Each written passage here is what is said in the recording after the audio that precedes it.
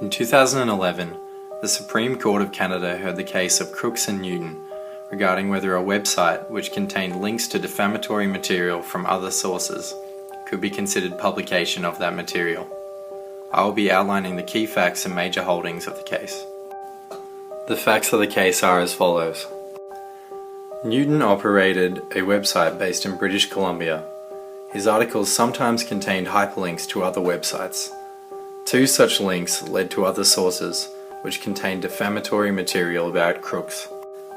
Crookes sought to bring an action for defamation against Newton on the grounds that by linking to the articles, Newton had in fact published the defamatory material. At the trial, the judge determined that hyperlinks were similar to footnotes in that they referenced the material without reproducing it.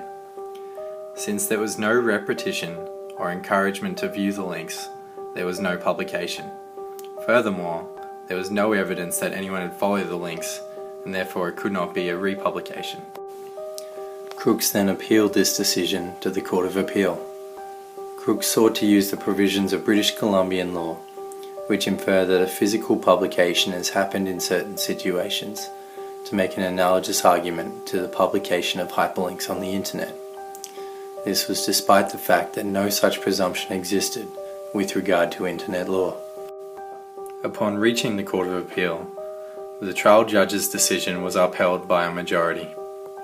They affirmed that the article merely linked to defamatory material without suggesting it be viewed. The number of views on the material was also insufficient to determine that people had followed the links. Justice Crookes gave a dissenting judgment, stating that the page had 1,788 views, making it extremely unlikely that no one had followed the links. The justice suggested that this, combined with the context of the article, would indicate a reproduction. The outcome of this decision is significant in internet law development for several reasons. Had this decision been held in reverse, any publisher would need to thoroughly vet any link they use for defamatory or tortious material, or they will become liable. Further, if the reasoning of Justice Crookes were followed, then the likelihood of a website being liable for hyperlinks would depend strongly on their popularity rather than direct evidence.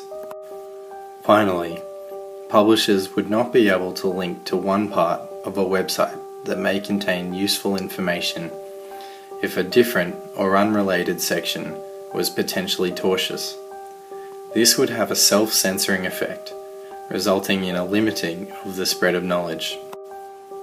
It remains to be seen whether this decision will be followed in the Australian courts.